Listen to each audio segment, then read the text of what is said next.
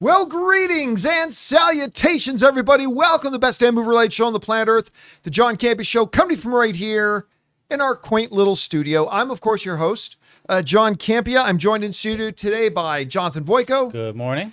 Writer, director, producer, Robert Meyer Burnett. You know, it's Thursday. It is. I just don't Nobody know what's 2 gonna opens up today. Nobody too, that's right. Very excited about that. But nobody's a nobody, John. Everybody's a somebody. Yeah, when everybody's a somebody, then nobody is. Then they're nobodies. There's a little Incredibles philosophy for you there. Anyway, guys, of course, most importantly, though, you guys are here. Thank you so much for being here and making our little show part of your day. And here's how today's show is going to go. We're going to start off by talking about a number of predetermined topics we got lined up for you guys. Then in the second part of the show, well, that's when we take your live comments and questions. If you have a thought, theory, opinion, question, observation, or issue you'd like us to address, as long as we deem it appropriate to be addressed on the show, we do reserve the right not to answer a question if we don't think if it's appropriate for the show. Then go ahead and fire it on into our tip link at www.streamelements.com/JohnCampea/tip. Now, here's the really good news about this tip link. It's actually good 24 hours a day, 7 days a week. So if you happen to be listening to this show on a podcast, say either on Apple Podcasts, Spotify, or your favorite podcasting app of choice, or if you're watching this video a little bit later in the day, you can still send in a question. And if you use the tip link to send in a question when we're not actually live, we'll just get around to answering it on the next episode. All right. Very excited. Today's a big day for me. Is it? Yeah. Well, first of all, as soon as we're done the show, I'm going to go over and see Nobody 2 for my first screening of it. Because you're somebody. Because I'm somebody, Rob. I'm somebody. And gosh darn it, I'm good enough. Oh, no, people like me. People like you. So I'm going to go see that and then do my out-of-theater reaction. But right from there, I'm going to get in the new van.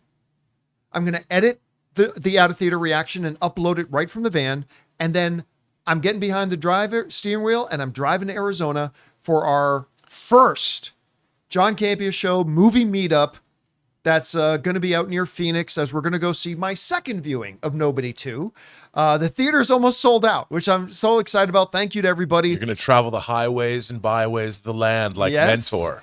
And like Shazam. So that's going to be tomorrow. But we also just announced our second movie meetup, and it is going to be in the wonderful city of the whale's vagina, San Diego. We're going to go to San Diego next Friday. That's Friday, August the 22nd. And I believe the AMC is called the Mission Valley. I think that's what it's called. And we're going to go see 40-Year-Old Virgin, the 640 screening of 40-Year-Old Virgin. So if you guys happen to be in San Diego and you want to go see 40-Year-Old Virgin, go to AMC, buy a ticket. And after the movie's done, I'll be hanging out in the lobby and in front of the theater for about 30, 45 minutes to chat and talk to all my fellow movie fans. So, and then, of course, after that, we've got Albuquerque, Denver, Salt Lake City, and Las Vegas all coming up in the next couple of weeks. We look forward to meeting you guys. And then, yes, everybody's saying, please come so-and-so. I then will be expanding that out. We'll be going further east, further north. Seattle's got to be on the radar. We got to do Seattle, Portland. We can stay at my mom's. San Francisco. We can clean up the van in the driveway. In the driveway. Put all the garbage somewhere. All right, guys. With all that down, let's get things started, and we're going to kick things off with this. Of course, Superman, still in theaters, hits digital for rental and pay whatever. You can buy it for, I think, like $30, whatever, but still in theaters and playing. One of my absolute favorite movies of the year. What an absolute win for them to launch a brand new cinematic universe from the ashes of the totally decimated DCU that just ran the name of DC into the ground. They're back. And I can't believe how much I enjoyed this film, had a great time with it. Now, James Gunn has been talking recently about the fact that he's got the next Superman movie isn't necessarily going to be Superman 2, but he's going to be a major main character in it. We heard one WB executive refer to it as the Superman family films. Well, now James Gunn has a new name for this series of films and a little bit of an update with it. This comes just from the Hollywood Reporter, where James Gunn doing promotion for Peacemaker season 2. We're going to talk about that in a little bit, but he said this. Gunn also gave a little tease of what's next after the success of Superman, which he wrote and directed, revealing, I've already finished the treatment for the next story in what I'm calling the Superman Saga. The treatment is done, which means a very, very worked out treatment. I'm working on that and hopefully going into production on a date that's not too far from today. So, a couple of things that are in here. Number one is that he's calling this the Superman Saga. Not the entire phase of the DCU, but this particular series of films, he's calling it the Superman Saga. And that's great. And so that's going to be a saga within the whole Gods and Monsters overall saga of the DCU. So that's great. So that does tell us kind of what we already knew, that this next movie, while not being called Superman 2, is still going to be very Superman heavy, which is great. Because Rob, I don't know if you remember this, but when you and I walked out of our first screening of Superman, right? I believe the very first thing I said to you was, the only thing that pisses me off is that I feel like we're going to have to wait 3 or 4 years to see him on screen again. And with James Gunn now saying, oh, my fully detailed treatment's done, I'm hoping to go into production on this pretty soon. All my feelings aside about wanting James Gunn to focus more on his CEO responsibilities, that aside, very excited. Can't wait for this. I'm looking forward to the follow-up. I love the first one. Anyway, you hear about this. What do you think about the whole Superman saga? When he might go into production, the next one? What's your thoughts? I mean, look, what I find frustrating about the discourse around this movie, especially with the naysayers, and we try and reiterate it on the show all the time, is this is a universe that's being born. It's not a single film. Supergirl's already shot, Lanterns is already shot, Peacemaker season 2 is already shot. So you have a universe that is being birthed that is not reliant upon this one movie. And they're all in on this. And I would imagine as this universe starts to expand, it's going to interest a lot of people. Lanterns, we've already seen one. We've seen Guy Gardner, but then we're going to get, Hal Jordan, and we're going to get Jon Stewart. By the way, speaking of Hal Jordan in Lanterns, I never knew this. Wendy, the main girl in Alien Earth, is his daughter. In real life. In real life. Yeah, I had no idea about that until this morning. Taylor's daughter. Yeah, he's done well. Well done, sir. Talented family. You cooked up some good kids. But so we've got this universe that's, I think we're going to see David Corn Sweat in Superman's got to be in Supergirl, at least maybe at the end. Oh, I'm sure. So we've got that happening. So it's going to be really interesting by the time it makes sense. They've got to keep this train rolling because they want to get 2 movies out a year. So they've got Supergirl coming out next July in a year. Right. And in between, we got Lanterns coming. We got Peacemaker season 2 which will be coming, HBO. Which will be HBO. And then I would imagine roll right in from Supergirl to have a new Superman movie cooking. And don't forget Clayface. Yeah, yeah, absolutely. But that'll be a different. Yeah, that'll be outside the Superman saga. Yeah. So I mean, this is, to me, I find, the vitriol around this is so strange to me because I love the fact that we're seeing a universe being birthed that's not going to just be directed by James Gunn. We have a lot of other talented people. Flanagan coming up with the story and the script for Clayface, and a different director for Supergirl. I'm sure James Gunn, I don't think he directed any of the episodes of Lanterns.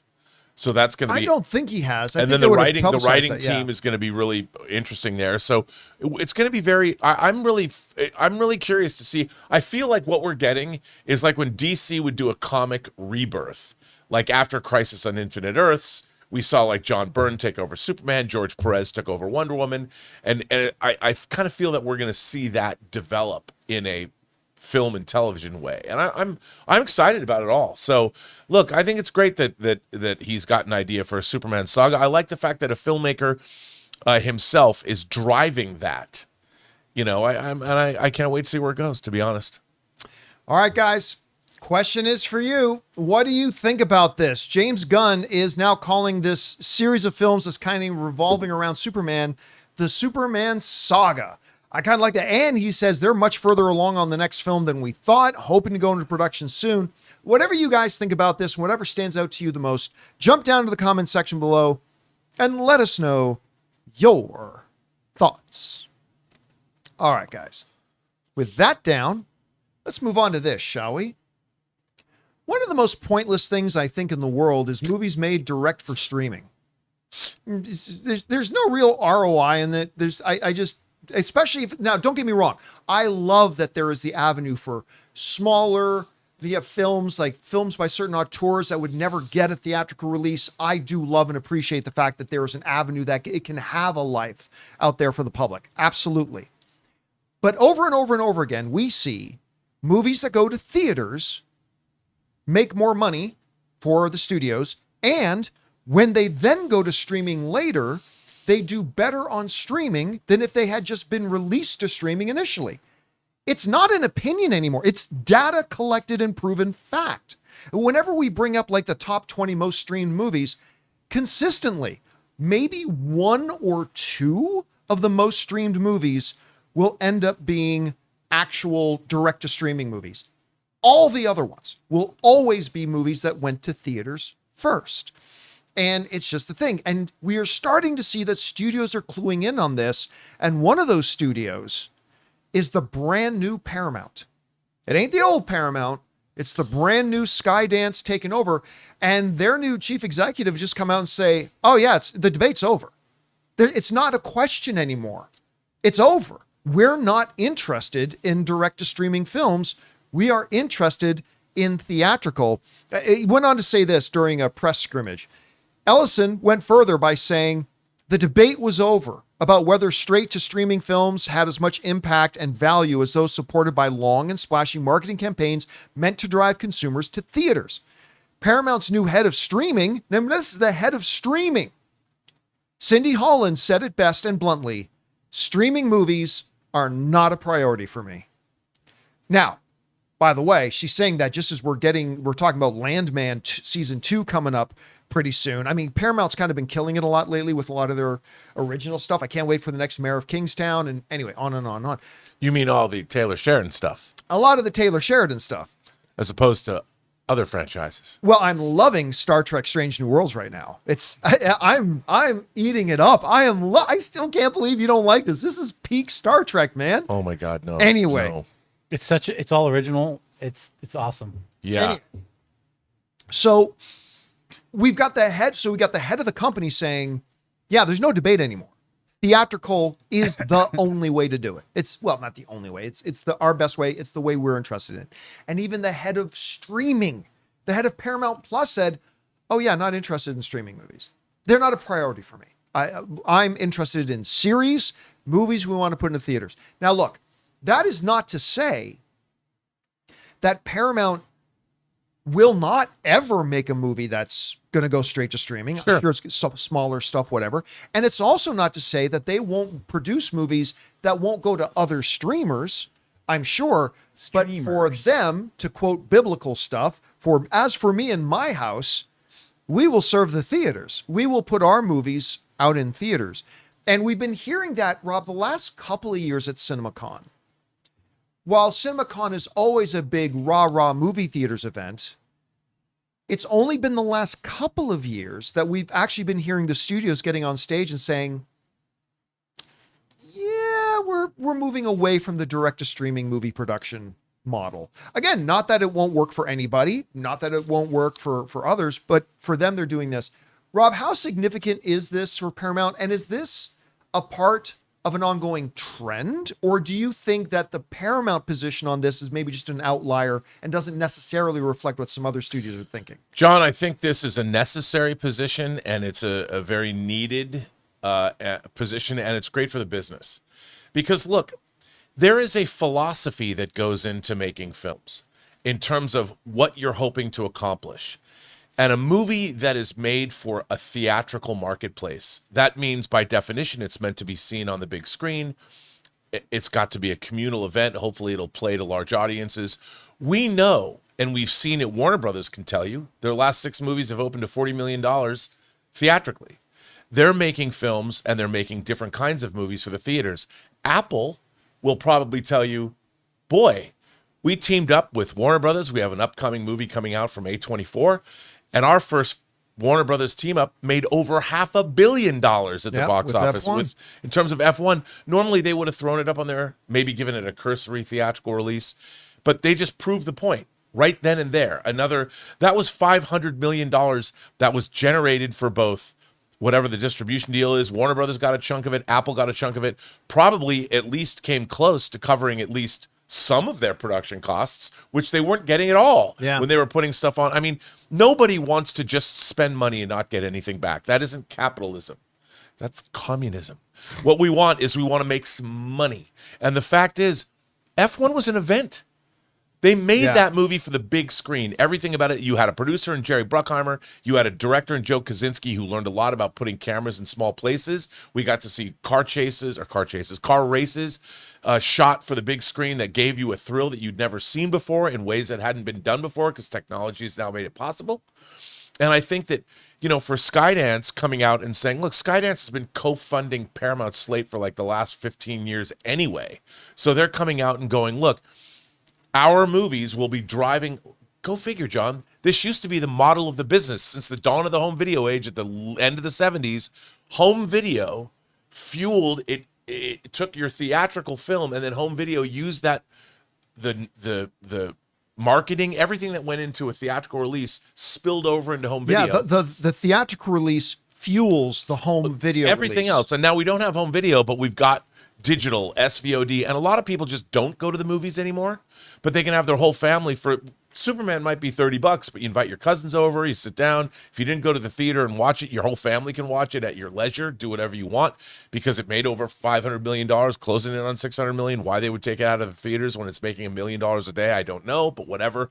Cooler heads prevailed. I think this is a great, and also the filmmaking itself is more careful. Yeah. I think they take their time. You know that you're providing a theatrical experience, which means that even if you're doing a rom-com, you're going to shoot it so it looks like it should be in a theater. And that's what I meant philosophically to bring it all around. If you're making a movie for a theatrical experience, you're going to leave an impact on an audience more so than a streaming 100%. film, unless, of course, you're David Fincher. And again, going back to the thing about then the importance of the second tier, streaming, here's the question that I would put to everybody watching. At some point, Weapons will finish its theatrical run, and then they're going to put it on HBO Max. When it does, how many people do you think are going to watch it? And do you think if they just didn't do a theatrical release and just put it straight to HBO Max, that as many people would see it on HBO Max, then once they do eventually put it on HBO Max after a theatrical run, the data is very clear. It wouldn't. It's going to get much more streaming viewership because it went to theaters first. One of the great things about Weapons is it's not universally beloved. There's a lot of people that don't like it. It's being puzzled over. It's being talked about. And I think when it goes on to streaming, people are going to watch it multiple times to figure out what they make of it. What does this mean? What's going on? And I think that, you know, that's what you want. And wouldn't you rather have a streaming service full of theatrically released movies that people already knew about rather than some obscure film that's going to disappear in a week? Ask the Russo brothers how The Electric State did for them. Oh, come on. That was a $300 million boondoggle. Yep. And I love the Russo brothers, but I love them too. But yeah, it is what it is. The Gray Man, the Russo brothers with 2 movies. Oh, Gray Man was terrible. They spent $500 million on movies nobody remembers. Yeah, or talks about. About. For the right reasons at any rate. Anyway, guys, question is for you. What do you think about this? The new Paramount, we're going to be talking about them again a little bit later, but they're saying their 100% focuses on theatrical. It's not that they'll never make something for streaming. Maybe their lower quality stuff, lower budget stuff, whatever. But even their streaming head is saying, we're not really interested in streaming movies. We're talking about shows. Whatever you think about their philosophy, jump down to the comment section below and let us know your thoughts. All right, guys. With that down, let's move on to this. Right now, still in my top 5, maybe even top 3 favorite films of the year. One of my favorite films this year so far is Thunderbolts. I loved that movie. I thought it was just everything I was hoping it would be and more. It had great fun. It had great action. It had great characters. It had wonderful scenes of wonderful dialogue and emotional moments and the whole bit. And I just love the film. I thought it was great. Not necessarily a top 3 or 4 best Marvel movie ever, but I thought it was quite good. That movie came out on May 2nd. And now we know when it is finally going to hit Disney Plus. As is being reported here in Variety, Thunderbolts sets a Disney Plus streaming release date. And we got to scroll all the way down to them sharing this post from the social media of Disney Plus. One last shot at redemption. Stream Marvel Studios Thunderbolts on August 27th on Disney. So that's just under 2 weeks from today. It's going to be out on Disney Plus. I can tell you right now, I'm going to watch the hell out of this. I don't remember how many times I saw it in theater. I can't remember if I saw it 3 times in theater or 4 times in theater. It's one of those two. It was either 3 or 4. And I loved it gleefully every single time. And the interesting thing about this, and it's still a lesson that I think Paramount can learn, that Warner Brothers can learn, and others. When looking at a streaming release date, which is not something we'll normally talk about here on the show, this thing has over 100-day theatrical window. May 2nd is when this thing hit theaters. And it's not going to be until almost September that this thing is coming out.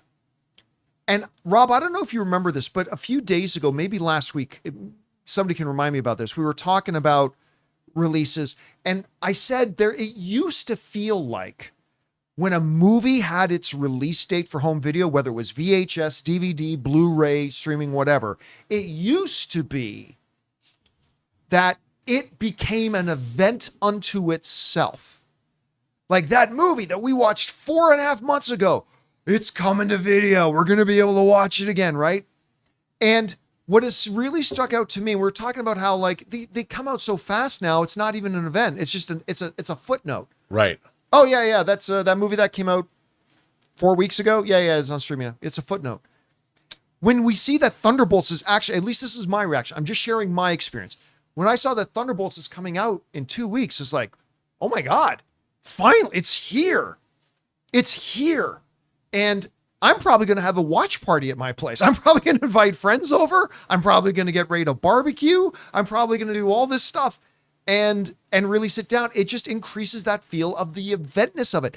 And they've gone beyond the old 90-day window. This thing is closing on 100 plus days that they've done this, and it truly feels like an event again. Anyway, Rob, looking back now that it's been a while since you've seen Thunderbolts again, your impressions of the movie itself, and how significant is this that this thing has like a 100-day theatrical window? Well, I really like Thunderbolts a great deal. I thought it was terrific, and again, it makes it.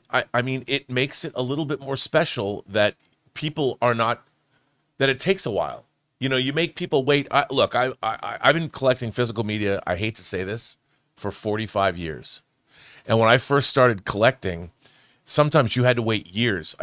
I can't tell you how long it took E.T. to finally come out on video. Raiders of the Lost Ark took 2 years. Star Trek II, The Wrath of Khan was close. It was the first sell-through. That and Officer and a Gentleman were the first sell-through videotapes from Paramount. But you had to wait, man. And it was like we were waiting, twiddling our thumbs. Like sometimes we were camped outside the video store to get those Star Wars. We had somebody that sold us the first Star Wars rental tape, so that was cool at Island Video. Thank you, Steve. And that was a long time ago. He's probably not even alive anymore, but I thank you. But yeah, you got to look. Movies should be special. One of the things that has happened in our society is music, movies, shows. They've all been denigrated in terms of their value because we take them for granted. They're everywhere now. They're ubiquitous. Whatever you want to watch, you can get. Until, of course, they drop it from streaming services, in which case you could come to my house and borrow the physical media, but I wouldn't loan it to you. But you could see that it's there. So that's what's up, man. I think that time makes people value things. Now, I know that if you've spent a lot of money and you have interest payments, you want to make as much money as you can to pay back the bank for the money that you borrowed to make the movie in the first place. But still, I think time and making people wait makes people value things. Yeah. Now, it should be noted, I do want to note here that you may have forgotten, and understandably so, that Thunderbolts had actually been available to purchase on physical media for a bit. Like, yeah, I think at the end of July, it went out available on physical media and stuff like that. But for this now to truly come to homes, for this to hit Disney Plus now, 100 plus days, I think it's pretty great. Anyway, guys, I'm going to be watching that. I'm probably going to watch it like 4 or 5 times as soon as it drops. Whatever you guys think about this, jump down to the comment section below and let us know your thoughts. All right, guys. With that down, let's talk about this, shall we? You know, one of the big standouts of the old DCEU, I mean, there are several. Obviously, my boy Henry Cavill, who I have in here, my all-time favorite Superman. I love Ben Affleck as Batman. I thought he truly understood the character of Batman better than most. But clearly one of the highlight characters that a lot of people talk about was Margot Robbie as Harley Quinn, right? She was kind of a big standout in the role. I mean, she's like obviously one of the most beautiful women in Hollywood. She's an literal Oscar caliber performer. And she's also a box office draw. Her movie Barbie became the #1 film in the world and all that kind of stuff. Well, James Gunn, with his new DCU and the fact that we do have John Cena continuing to play Peacemaker, and that he had Margot Robbie play Harley Quinn in his Suicide Squad movie, a lot of people have been wondering, what are they going to do with Harley? And would it be possible for them to bring back Margot Robbie again to play Harley Quinn? And the answer is actually maybe. This comes to us from Deadline. They wrote the following. With the release of Superman, all eyes have turned to the characters in the Batman universe and Harley Quinn. The filmmaker and DC Studios co-head was asked if Margot Robbie would reprise her role as Harley Quinn, to which he told EW that will be revealed down the line. All right. Now, while you may correctly say that wasn't really a definitive answer, and you would be right, absolutely 100% you would be right, I do want to point out that in other interviews over the past couple of years, when James Gunn has had the occasion where an interviewer would directly ask about a particular actor or whatever, the answer has been usually more direct. Oh, I love that person, would love to work with them someday, but we're moving in a different direction. Or, no, that person's great, but no, they're not going to be returning. It's normally been more of a direct answer. When asked if Gal Gadot will be coming back as Wonder Woman, he was very diplomatic about it, but he also made it very clear, no, it's a new Wonder Woman. But this time, being asked about Harley Quinn, his answer is, oh, we'll let you know soon. That'll be revealed down the line. He could have definitively ended the discussion. He could have just said, oh, listen, I loved working with Margot. She is great. However, new universe, new time. We're going to be moving forward in a new direction. And I can't wait to see the next thing she does. She's so awesome, blah, blah, blah. Simple. It ends the discussion. Never going to be asked that question again. James Gunn knows that by saying that'll be revealed down the line, he's not going to be asked this question from every interview he does. He knows that. It's coming. Again, am I saying this is confirmation that Margot Robbie's going to be playing Harley Quinn in the new DCU? Absolutely not.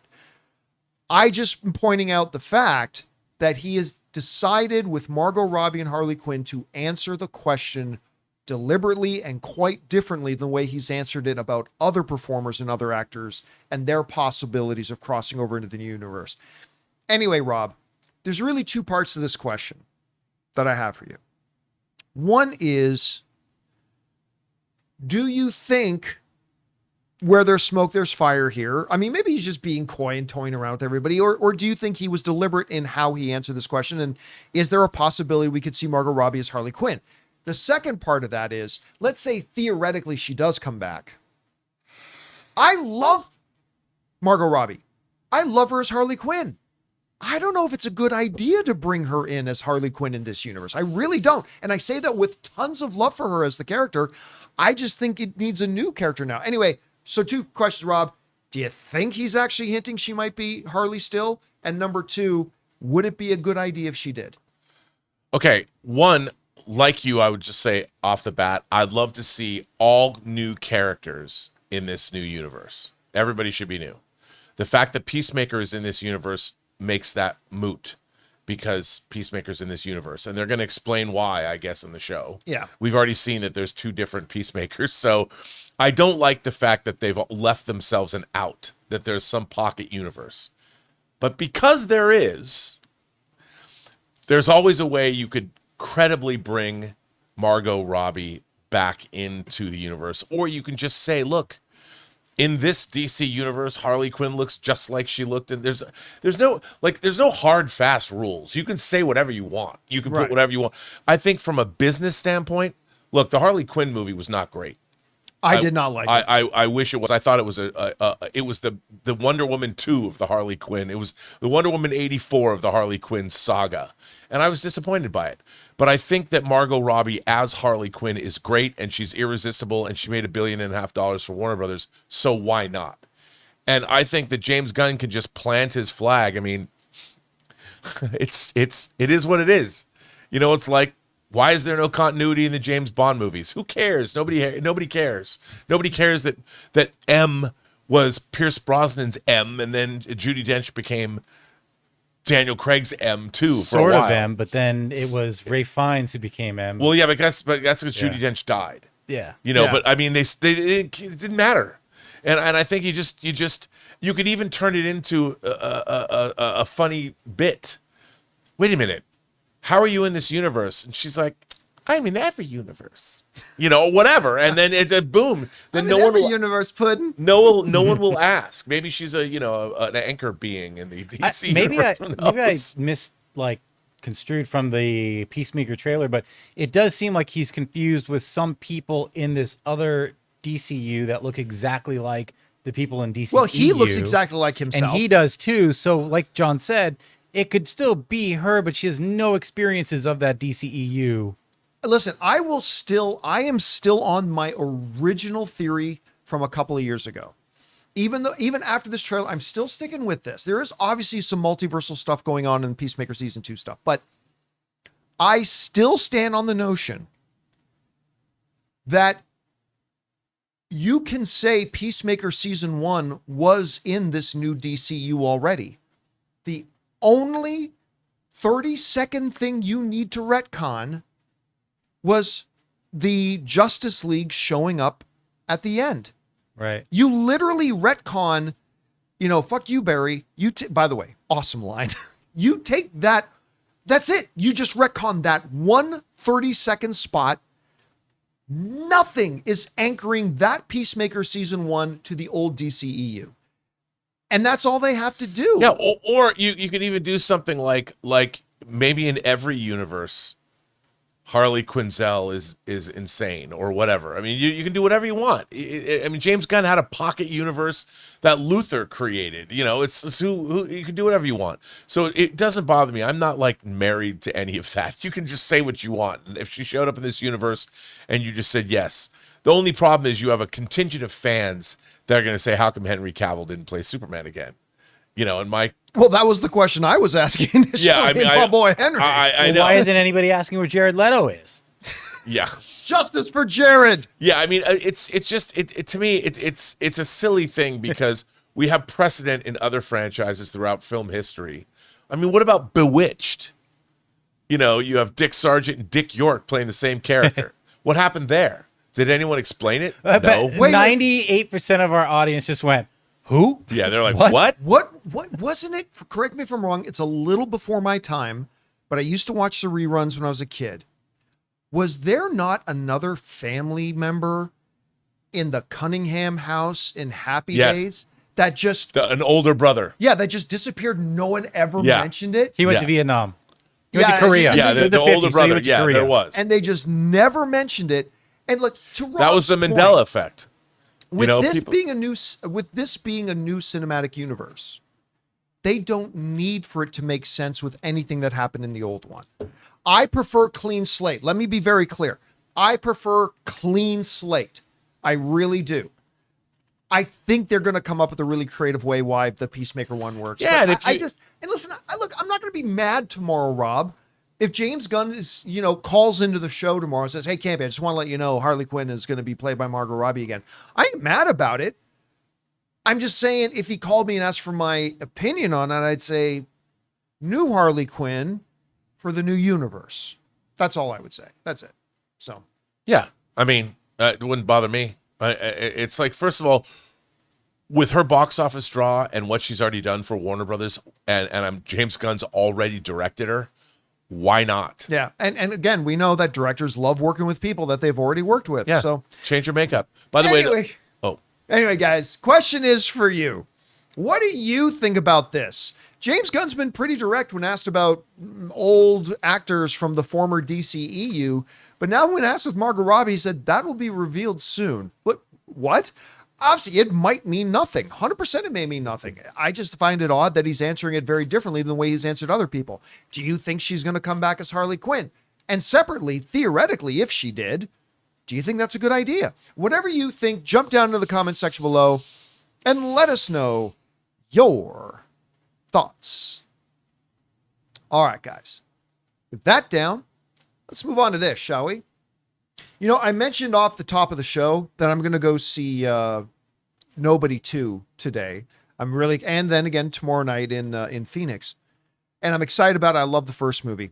And I was really surprised and pleasantly surprised to see that the early ratings, again, the full ratings will come out after the movie comes out, but the early critic rating on Rotten Tomatoes for the movie is 83%, which is fantastic. That's great.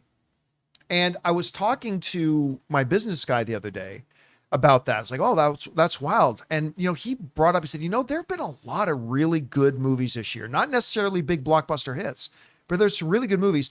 Maybe it would be fun to kind of count down what have been the biggest critical movies of the year so far. And I thought that's a great idea. So we are going to run down what are the 20 biggest critical hits of the year so far. Now, a couple of asterisks. One, it has to be for movies that are already out in theaters. So like, we're not going to have Nobody 2 on the list because who knows what that critic rating is going to do. Number two, it has to be a wide release film. So like, there's no point in us talking about a movie that you never had a chance to go out and see, right? So these are the bigger wide release, top critically rated films of 2025 so far. And our number 20 is already in the 80%. That's how strong of a year he had. So let's start down at number 20. At number 20 is Brad Pitt's F1.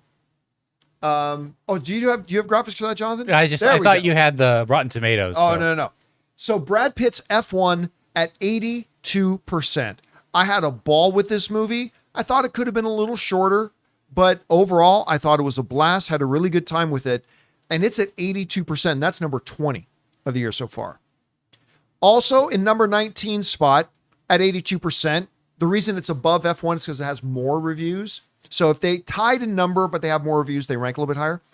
At number 19 is Elio. A movie I didn't mind. Like, I didn't walk out going, ugh. But, you know, I thought it was kind of a meh movie, but there's not a tremendous amount in it to dislike. So, but it got, went over really well with a number of people and critics. I know some people that actually absolutely love the movie, and that's great. Wasn't quite for me, and that's all right. But it also has 82%, so it comes in at number 19. At number 18, a movie I really liked and not many people saw, Drop. I had such fun. This movie's got an 83%. I had a ball with this movie. I really, really did. And, it was just a very simple, it was more than one location, but 95% of the movie happens in one location. Great, simple premise, wonderfully acted. I had a really good time with Drop. So that's got an 83% at number 18. At number 17, Superman. Again, one of my favorite movies of the year so far, the triumphant return of DC, resurrecting from the dead. It's back now with the brand new DCU, and Superman gets us off to a great start with it. Superman number 17 at 83%. At number 16, The Day the Earth Blew Up with an 85%. Kind of proving why Warner Brothers is moving away from it, because even when they put out a really good one, nobody saw it, because I think it made, $10 million? It just didn't have the marketing budget. It wasn't marketing. But 10 million. Come on, 10 million. And it was a good movie. And nobody went to go see it. But The Day the Earth Blew Up at 85% is at number 16. At number 15, at 86%, Fantastic Four, First Steps, with maybe my favorite music score of the year so far. At least the one piece. Fantastic Four. Love that. Love the movie. Had a great time with it. It's at number 15 at 86%. At number 14, a movie that I have not seen, don't plan on seeing, and not a lot of people are seeing, but apparently it's pretty good at 87%. The Bad Guys 2 with an 87%. So good for them. At number 13, I got a real kick out of it. I was late to the party on this one, but I got a big kick out of it. Paul Rudd's Friendship with an 88%. I know the person I saw it with really didn't like the movie at all, but it's one of those things that seems like a lot of people really love it, and those that don't really don't like it. But it went over with most people. Friendship has got an 88%. At number 12, we just finished talking about it, also at 88%. One of my favorite films of the year, Thunderbolts. Just such a great film. It really felt like the magic of the MCU was there. I loved it. So at number 12, 88%. At number 11, also at 88%, 28 years later. Gotta say, I'm not a big fan of the movie myself. It's one of the few ones, Rob, that the majority of the strong majority of critics really liked it, but I kind of differ with them on it. That and Elio. But yeah, that was one I didn't particularly love. I didn't think it was bad. I thought it had some really great things about it. I was just kind of hoping for better. Maybe the Bone Temple will kind of blow it out of the water. Here's hoping. At number 10, also at 88%, The Naked Gun. Again, this is a movie that the third act slowed down a bit for me, but the first hour is so funny that it carries it for me. I absolutely loved it. The Naked Gun has 88%. At number 9, at 89%, Bring Her Back. This one was one that creeped me out.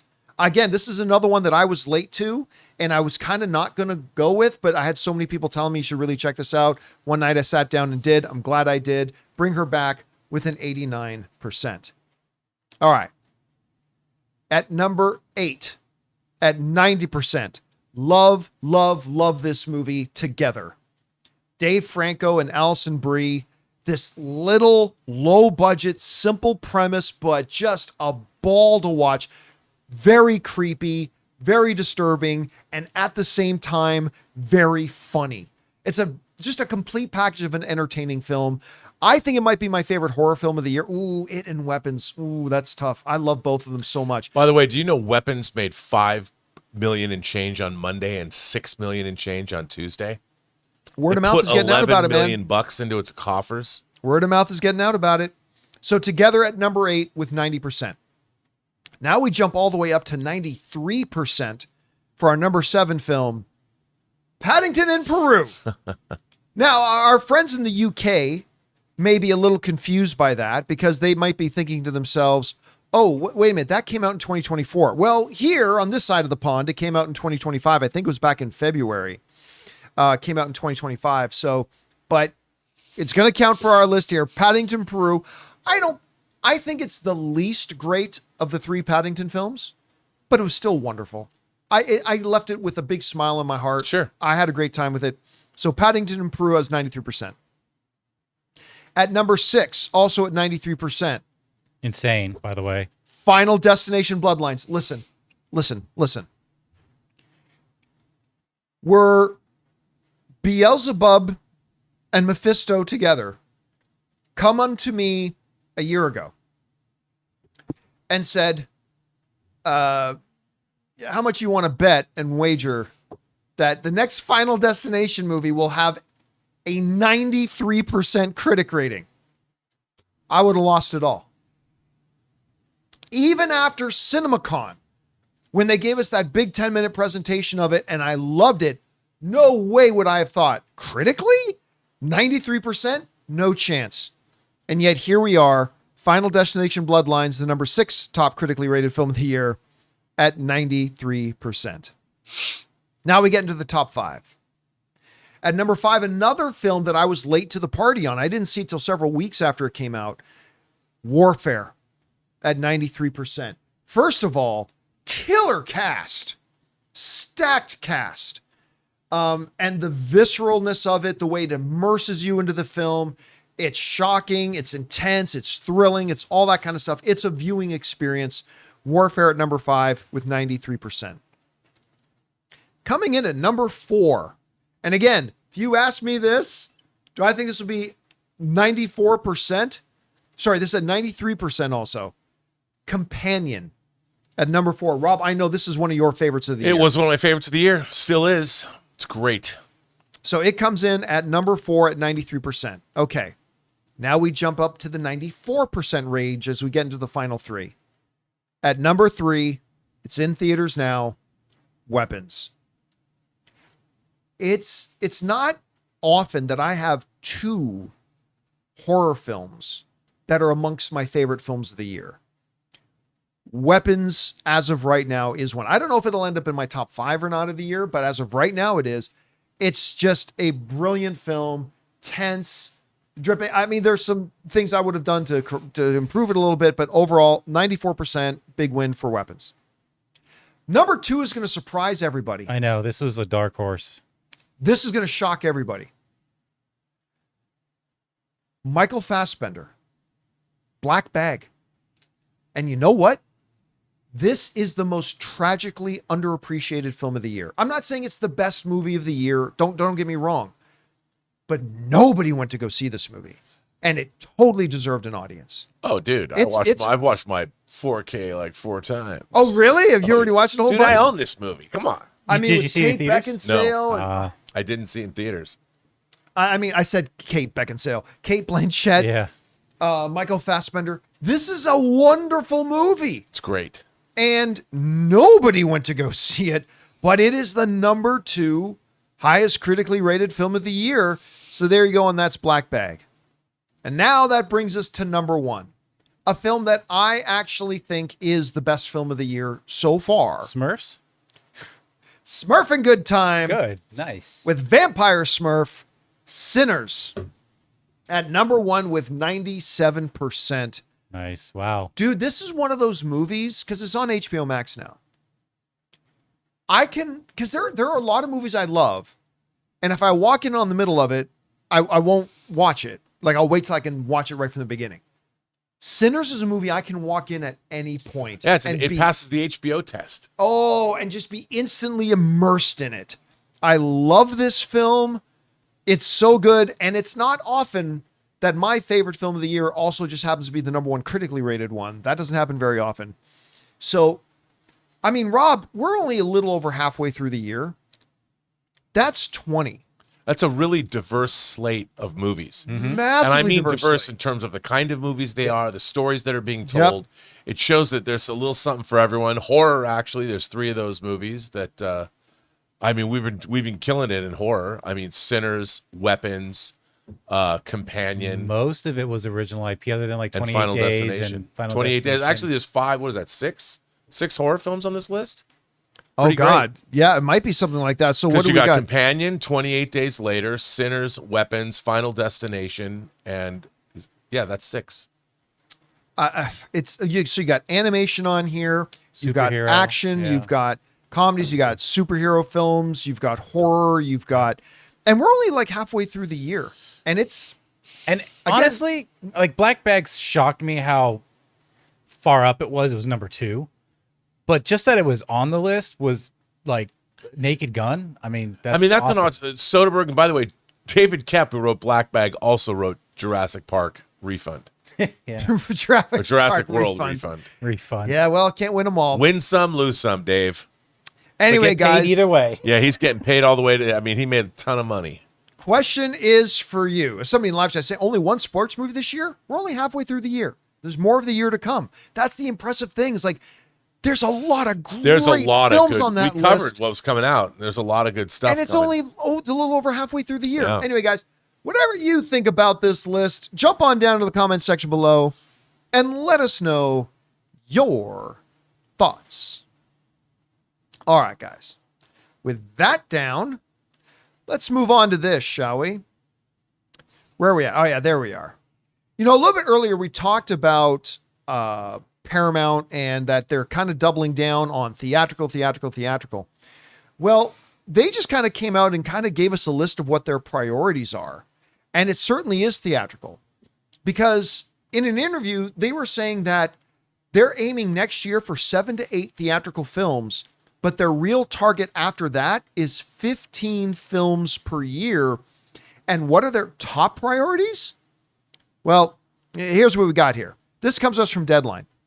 Hours after the Skydance Paramount merger closed last week, the new studio leadership group, led by co-chairs Josh Greenstein and Dana Goldberg, who also serve as vice chair of platforms and chair of Paramount Television, respectively, sent a loud message to the town that they meant business, closing a deal for the hot Timothée Chalamet and James Mangold package, High Side, which we talked about last week. And that was a big one. Every studio and platform was bidding on this thing.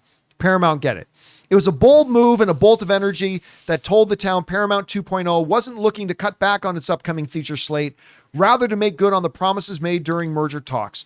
All of this was underscored this afternoon by a Los Angeles presser for the new Paramount, where they said, and why is this stupid thing getting in my way?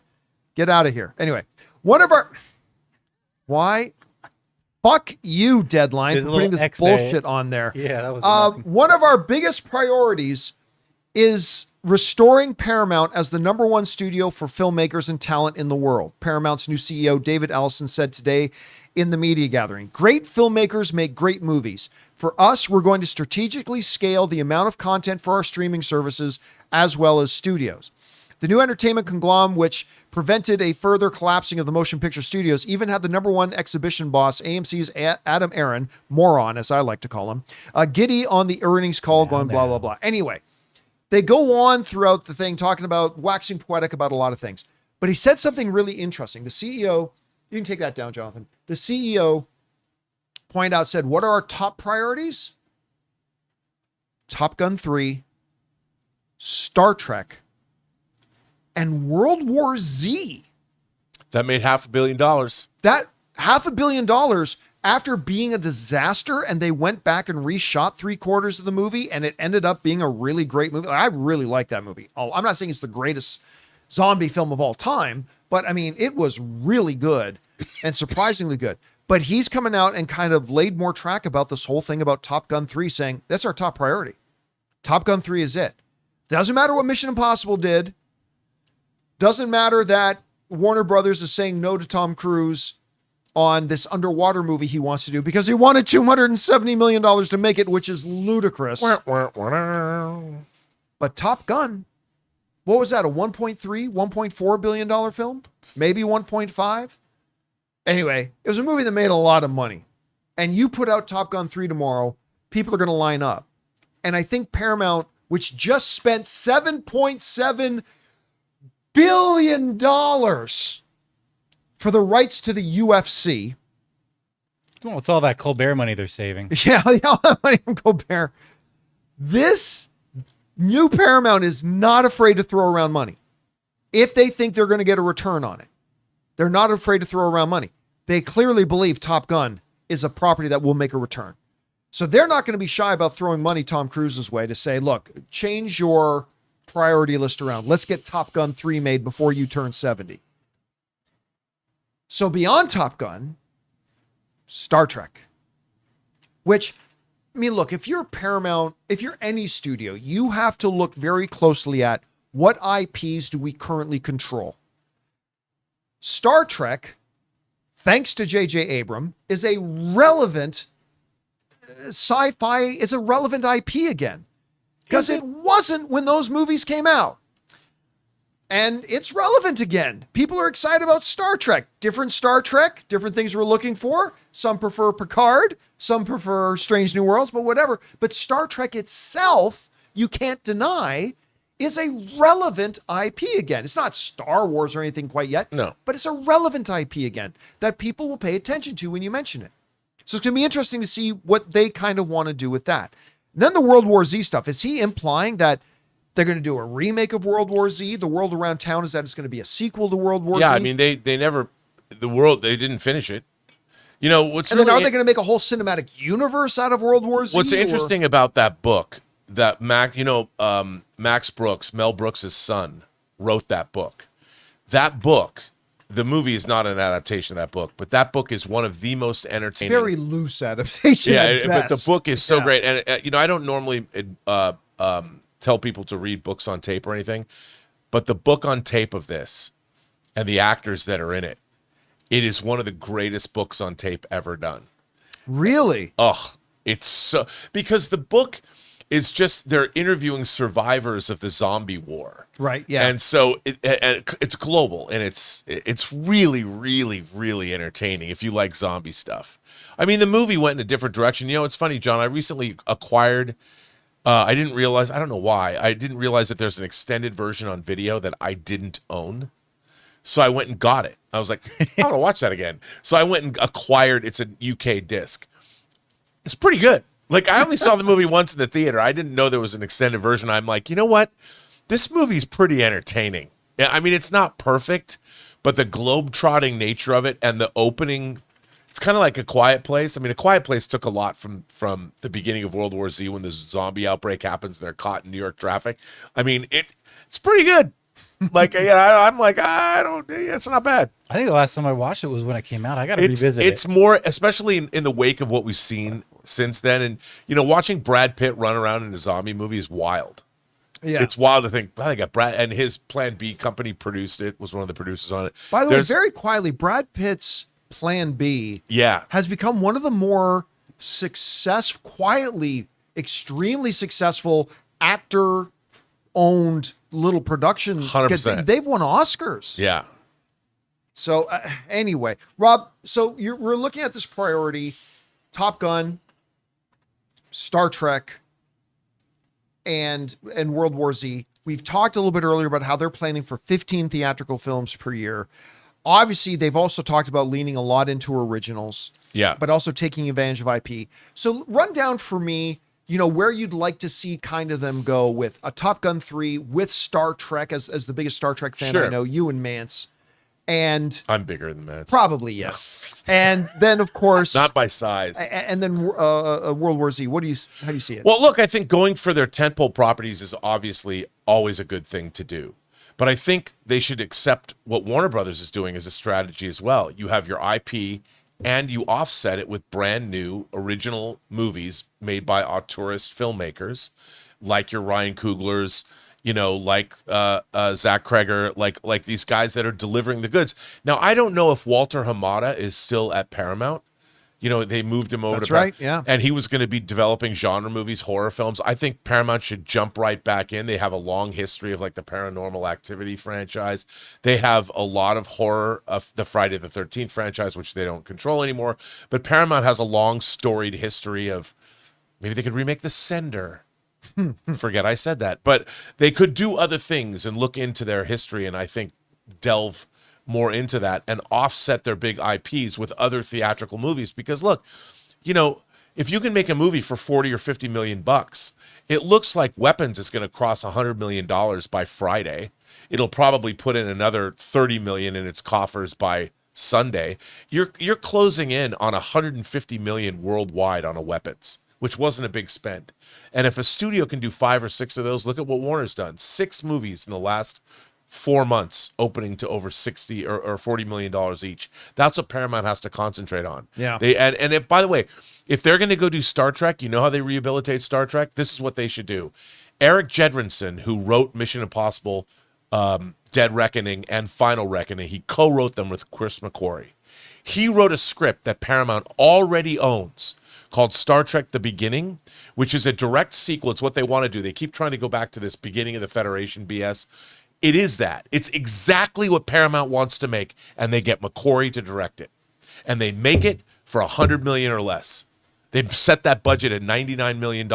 They make Jedrinson's script, which Chris McQuarrie will rewrite. You have the same team that's been giving you Mission Impossible movies. You give them $100 million and you cap it at that. I guarantee you they'll give you one of the best theatrical Star Trek movies ever done. Okay. All brand new cast except Captain Archer. Number one, I love it.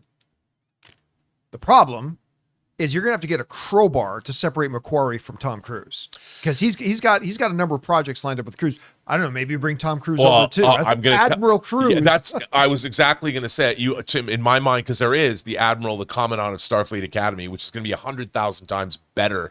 Jedrinson wrote Starfleet Academy 1,000,000 times better than it's gonna be on that TV show.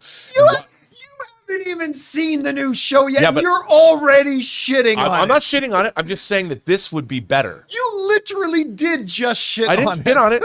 I said it would be better because I've read the script. And I'm telling you, I thought they would get Tom Hanks to do that as the Admiral, because he loves Star Trek. But why not Tom Cruise? If you can get Macquarie in there. And you know what? You shoot it like they did with Star Trek 2. Star Trek 2, because of motion picture being so expensive, they brought in Harv Bennett in the TV division of Paramount to make Star Trek 2 The Wrath of Khan, which they did for a price. You bring in you don't necessarily bring in the TV division, but a TV mentality. You say to Macquarie, we're going to cap this movie. You have 8 weeks to shoot it. And you do Starfleet, Star Trek the beginning. And Jedrinson, they already made they've spent $1 billion together already on those Mission Impossible movies. They own it. It doesn't have to be developed. It needs a rewrite. Macquarie comes in, you cap it at $100 million. It'll make 300, 400 worldwide. Your Star Trek is golden again. And by the way, it's the beginning of a trilogy. It could be. There's a couple of other big IP names that were not mentioned that, correct me if I'm wrong, I believe Paramount is in control of. Transformers. Yep. We already heard word that they might be moving on some new stuff. Ugh. And then Michael Bay might be working. Oh God, I hope they don't do that. But Transformers is a name that wasn't mentioned. I'm going to throw out another name. I believe it was Paramount. Dungeons and Dragons. Man, that we were talking about Black Bag being underappreciated. Dungeons and Dragons, what was it called? Honor Among Thieves? Yeah. Was so underwatched. That movie was so good. So they've got a number. Can you think of any other IPs that Paramount could be in control of here, and maybe they could revisit? The Cloverfield franchise. You want to go back into J.J. Abrams' business? Is there still gas in that tank? I don't know. I do not know. I'm just looking here. I'm looking at Mean Girls. They're doing a new Meet the Parents, right? Yeah, they're already, which I think is. They're still. I don't think Gunn. anybody's going to go There's see still that. Ninja Turtles. You got they could Quiet. cast. Still got Ninja Turtles. A Quiet Place. Spy Kids. And they have they just made the announcement with John Krasinski for the next Quiet Place. Spy Kids? Spy Kids. You know what I'd like to see? You know Do you know when we worked on one of the Spy Kids movies?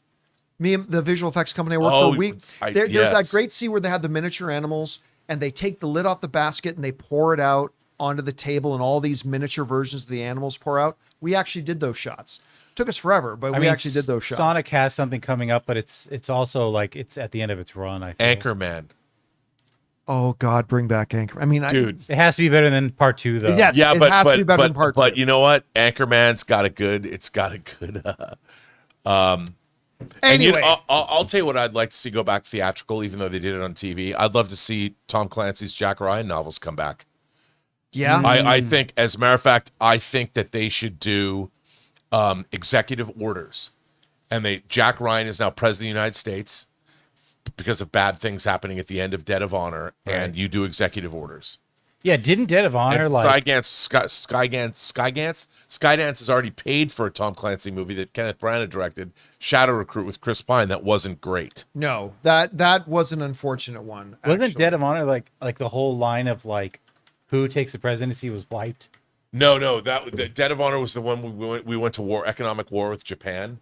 Oh And yeah, it's the book that came out right before 9/11, and at the end of the book, Japanese terrorists crash an airliner into Congress and kill everybody. That was a very detailed book. There was flaws in the design for incredible. Yeah. And they took Designated Survivor, except it was Kiefer Sutherland rather than Jack Ryan. Mm-hmm. But basically, that's what it is.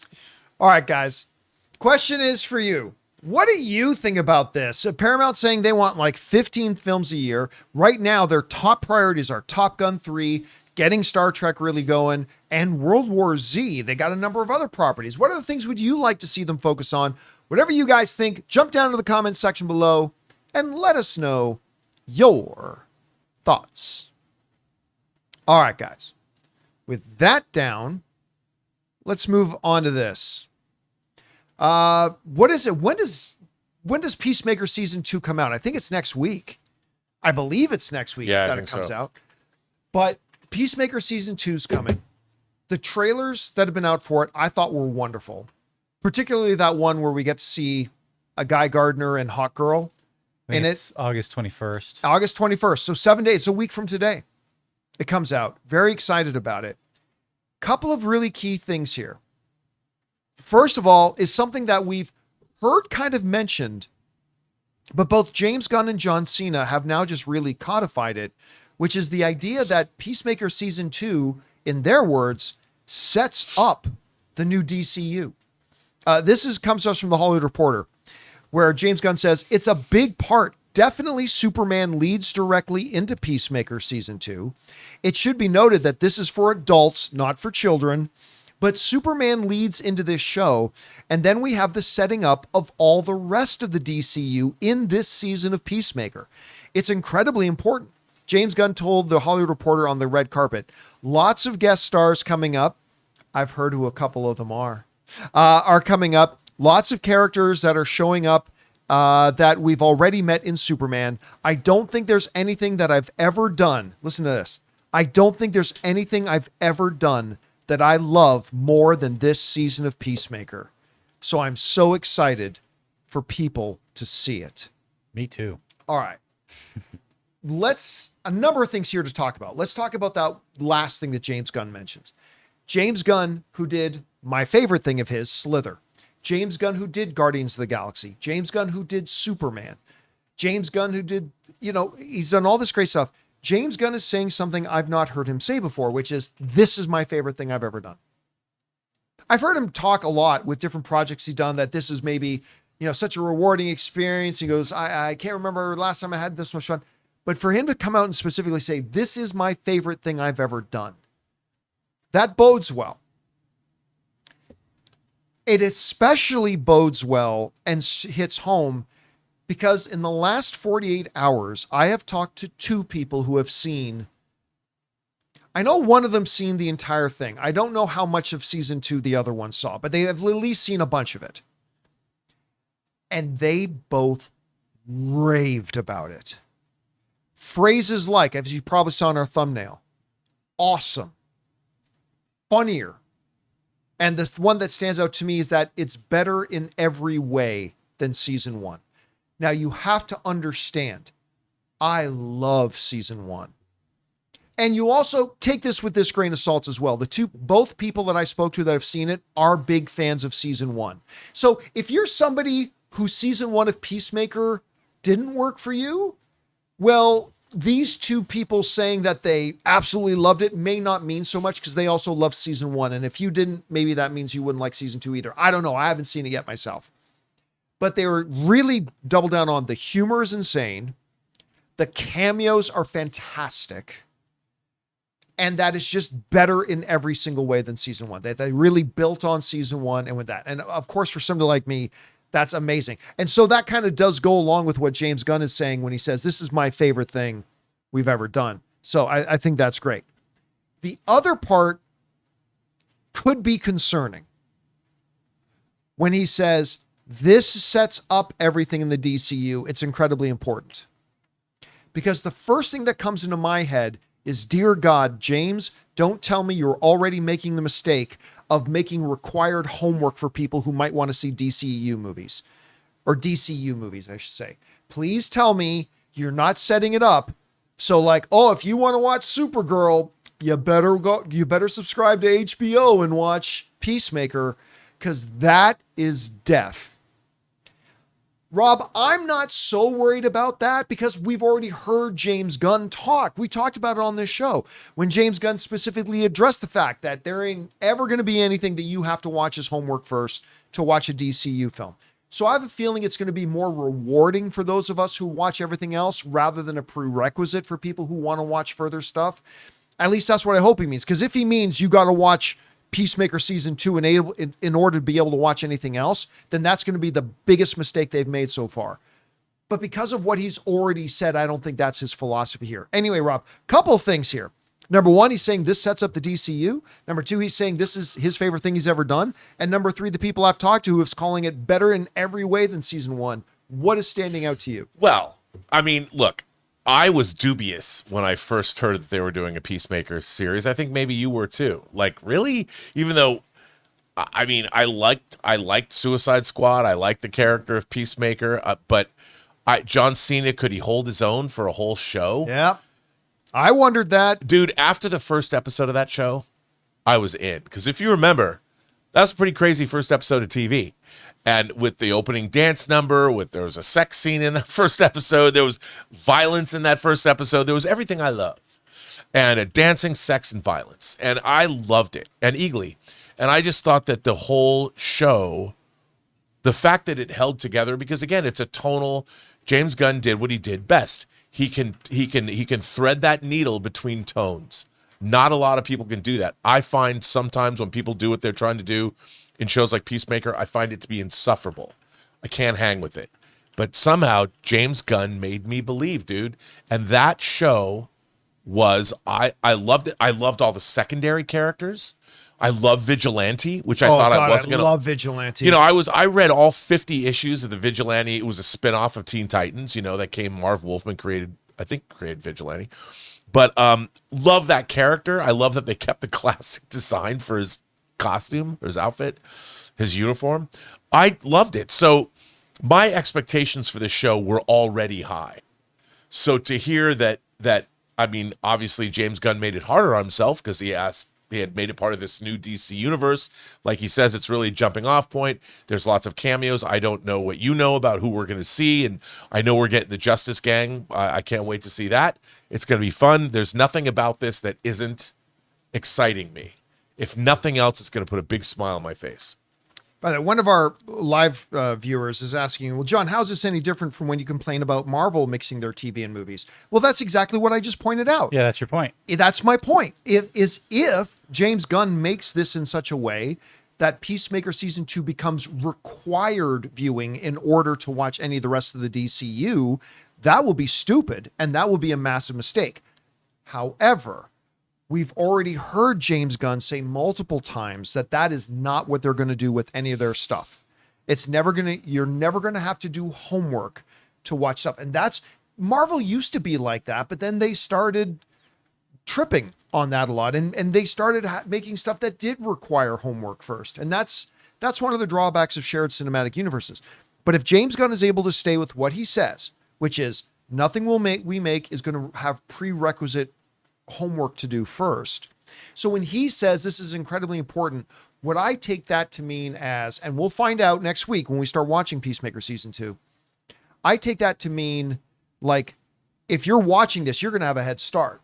Like, you're going to get a view, but that doesn't mean you're going to have to watch this in order to jump in and watch Clayface, or in order to jump in and watch Supergirl, or in order to jump in and watch Lanterns. It's not going to be required. And as long as he's able to keep that line, then I think they should be fine. If they don't, I think they're screwed.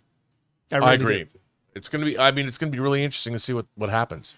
So again, I'm really incredibly excited to hear for both from the people I've talked to that said it's amazing, hearing James Gunn saying this is his favorite thing he's ever done, and the fact that I love the first season so much. And also, he is the head of the studio. Yes, he is. So the fact that you have the head of the studio being the architect of all of this is fascinating, because he's putting undue pressure on himself, but it's a high wire act, but I'm looking forward to seeing what he does with it. All right, guys. Question is for you. What do you think about this? James Gunn's saying a lot, like talking about how Superman does directly lead right into Peacemaker. Peacemaker will lay the groundwork and set a stage for the rest of the DCU.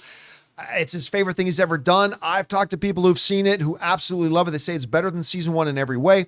Whatever you guys are thinking and whatever your expectations and hopes are for season 2, jump down into the comments section below and let us know your thoughts. All right, guys.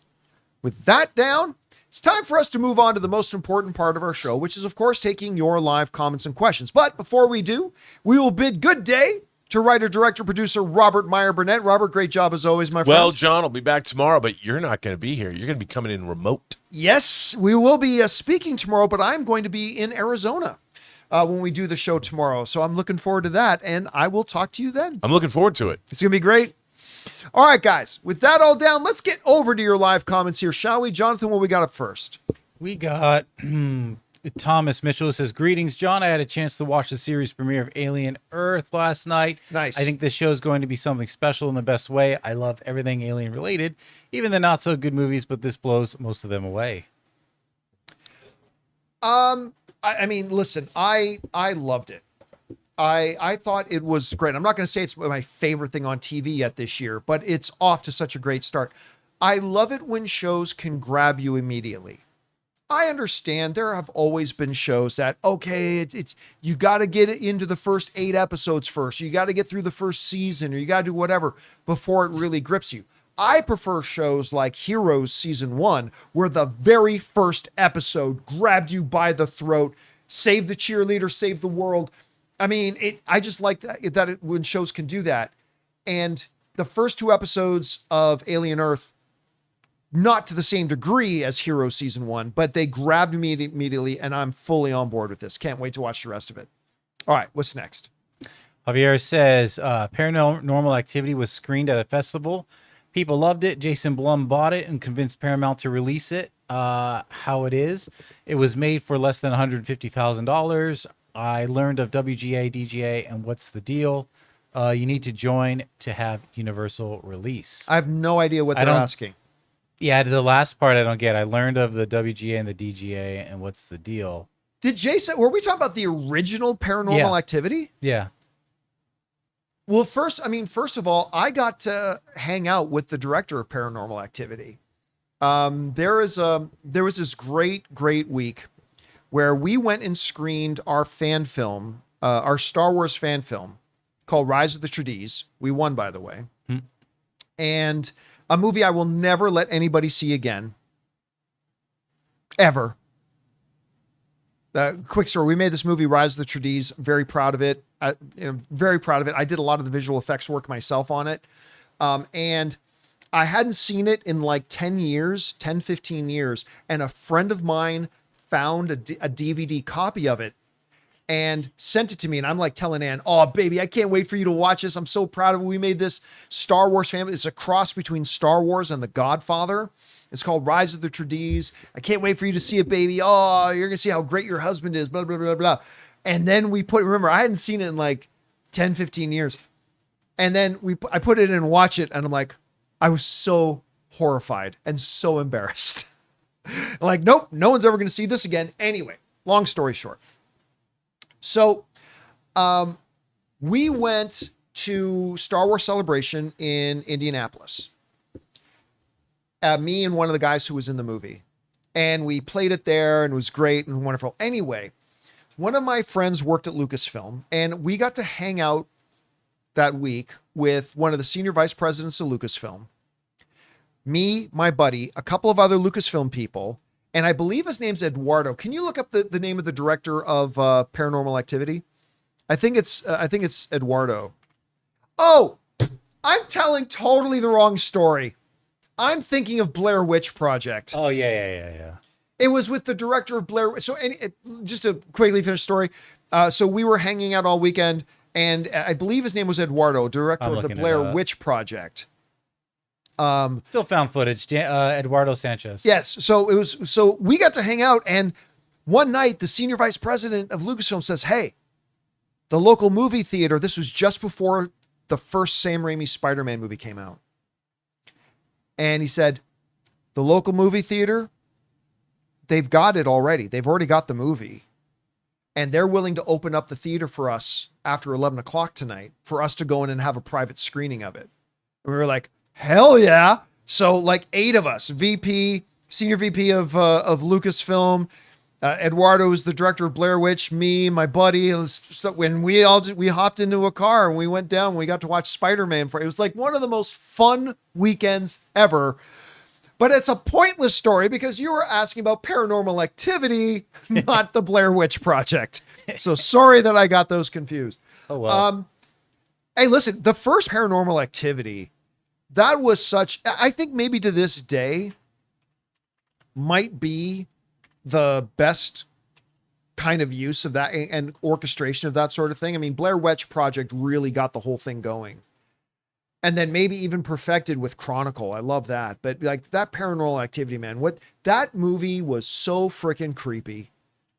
Now it's so played out. It's everything in it's been done 100 times now, but you got to remember, nobody had ever seen anything like that at the time. And it was really, really, really creepy at the time. All right, what's next? All right. We got old Danny Boy, Deadpool and Doomsday. Call it an educated wish. Side note, a movie that seems to be completely off most people's radar is Sorry Baby. Heartbreaking film that you should try to see if you get the chance. Same quality tone of The Whale and Iron Claw. I know this movie. Which one is it again? I'm freezing on which one. I always see the poster, but Right. Sorry Baby. Listen, I still, despite the fact that I was definitively told, I still believe Ryan Reynolds will be in Avengers Doomsday. I still believe that. Again, I've been given no information that says he will, just to be clear, but I believe he will. So, we'll see. I mean, again, don't put that out as any kind of a story. I've not been told that he is. I'm just saying I personally believe he will. All right, what's next? We got Mike McHale. Hey, John, I don't live in Arizona anymore. So jealous that Phoenix is your first movie meetup, but wanted to suggest some great local spots for food to you. Spinato's Pizzeria, Freddie Frosbear's Pizzeria, Matt's Big Breakfast, Monroe's Hot Chicken, Glybon Thai, and Churn Ice Cream. Enjoy. Well, listen, I am going to be getting into town there a little bit earlier, and I'm going to be looking for a great place to eat. Now, here's the catch. Phoenix is a big city. I'm not looking to drive around the whole city.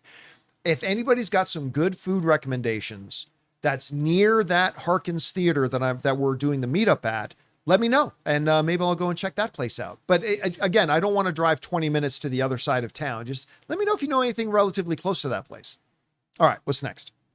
5 Strong says, hey, John, I thought about this question when Thor was brought up a week ago in Infinity War when Thor returns with the axe and stabs Thanos right before the snap. Do you think that Thor could have gone toe-to-toe with Thanos, a prime Thor? Yes. But not with the... With a full Infinity Gauntlet, it would have been very, very challenging. Even with the Power Stone. You got to take the Power Stone away. He's still powerful without it, but take the Power Stone away. Yeah. Like remember, the Thor at the end of Infinity War is a different Thor than at the beginning of Infinity War. You now have a rage-filled Thor. Not just a rage-filled Thor, but now a rage-filled Thor who's gone through the process of having Stormbreaker forged. And it's a different Thor that Thanos has to deal with near the end there.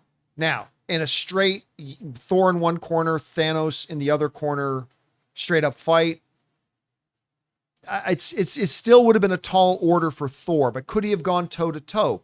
Sure. He could have gone toe to toe. Thanos probably still comes out on top with Thor getting in some good shots, but it was definitely a much more powerful Thor at the end of the film than at the beginning. All right, what's next?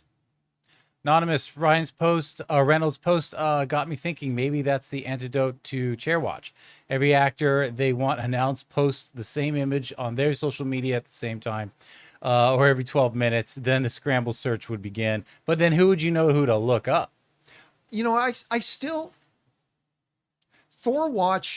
chair watch, I should say. Chair watch is still truly one of the dumbest things I've ever seen a major studio do. And it befuddles me to see people trying to defend it. Like, well, John, people are talking about it. Yeah, sure. But they also talk about other horrible things in the world too. That doesn't make it right. And we're not talking about for the same reason. Well, but everyone was talking about who's going to be in the movie. Yeah. But they would have got that same reaction if they literally just posted a PDF with the list of the names. Everybody would have been talking about it. They had such an opportunity to do something really cool and really special with that big announcement event, but literally making it 79 hours long, where it's like, oh, the camera is just on the name of a chair for however many minutes. I'm sorry. Look, there's no defending it. It was garbage. The information announced was great. The way they announced it was total garbage. And I still can't believe anybody actually defends it. Anyway. All right. What's next? Thomas Mitchell. No, wait. Baldur's great. Hey, John, did you get a chance to watch the 1 hour behind the scenes video of Superman WB dropped on YouTube? I did not. I couldn't find it via search and had to use the specific link to get to it for some reason. If you did watch, anything stand out? I have not. No, I didn't even know that such a thing was there. Do me a favor. Send me that link. Email me the link at john@thejohncampeashow.com. I would like to see that. I'm a sucker for behind the scenes stuff, particularly for movies that I love. So please, by all means, send me that. That'd be great. All right, what's next? We got Thomas Mitchell. Got a question for you, John. Considering the success of Alien Romulus, Prey, Predator, Killer of Killers, and potentially Alien Earth, what are the odds that an Alien versus Predator announcement happens next year or 27? That an announcement happens? Pretty good. I mean, listen, a while ago, I can't remember how, it was a long time ago, but it was a while ago, I said, no, they'll never do Alien versus Predator again. Like that, they learned from that. By the way, I still contend, I'm not going to call it one of the greatest cinematic achievements in history, do not get me wrong. I still contend that in Alien versus Predator Requiem, there is fun to be had in that movie. Okay, again, I am not saying it's cinema. I am not saying it's totally underrated. I'm not saying that. I'm just saying that I still contend today that Alien versus Predator Requiem, there's some fun in that movie. Anyway, I'll leave it at that. But I would have said a while ago that no, and I did say a while ago that no, they'll never do Alien versus Predator again. They'll try to avoid that mistake. But I mean, as new information becomes available, we change our opinions if you're intelligent. And we have new information now. And the new information is Prey ended up being great. Alien Romulus ended up being great. Killer of Killers is really good. And Badlands looks great. And Badlands is clearly crossing over the streams. She is literally playing a Weyland-Yutani synth in a Predator movie. So, yeah, I fully expect not a movie, but an announcement before the end of 2027 about an Alien versus Predator. Yeah, it's clear that is the way they're going now. All right, what's next? We got Tony. Christoph Waltz for Brainiac. This is the correct answer. I don't know. It just depends on... Again, X actor and X role. Literally, you could almost say anybody. You could say Christoph Waltz as almost anybody, and that would be brilliant. He is a 2-time Academy Award winning actor. Yeah. So yes. But if you're just asking me if they were to announce tomorrow Christoph Waltz as Brainiac, hell, I'd take Christoph Waltz as Zod. But yes, I would be down for that because it's Christoph Waltz. All right, what's next? Scooby Drool, the $22 tip. Thank you, man. Appreciate that, dude. Hello, John and Jonathan. Say it ain't so. I heard that Michael Bay is being brought back to direct more live-action Transformers films as a result of the failure of Transformers 1 and Rise of the Beasts. True or just a rumor? Have a wonderful week. It is true that it's being looked at. It is true that Michael Bay has already assembled some writers and is putting things together. What is not true is that anything's been greenlit or they've decided that that is what they're doing, but it is true that that's what they're looking at. And I think that is a horrible mistake. I would argue that Transformers 1 and the other one he mentioned were hurt at the box office as a result of Bay's Transformers. Yeah, 100%. So you're just going back to like a poisoned well? And listen, if they want to get Transformers going again, you back up a pickup truck full of gold to Travis Knight's house. There you go. He made the best Transformers movie. At least the best live action Transformers movie. He made the best one in Bumblebee. It's a great movie. He found a way to give a Transformers movie heart. If you want to relaunch Transformers, you go and you beg and you plead Travis Knight to come back after he's done with whatever he's doing with Masters of the Universe. Anyway, what's next? Jay Mickle, why is no one talking about this? This K-pop film was made by Sony, not Netflix. Why did Sony dump it on Netflix? Sony missed out on a huge box office sleeper at this point. Why couldn't Sony take back distribution for potential sequels and theatrical releases? Well, I mean, it's a couple of things. Number one, I mean, yes, Sony made it. And actually, we're going to be doing a video here soon. Probably next week, we're going to do a topic asking, has Sony, I mean, don't forget, they got the Into the Spider-Verse movies too.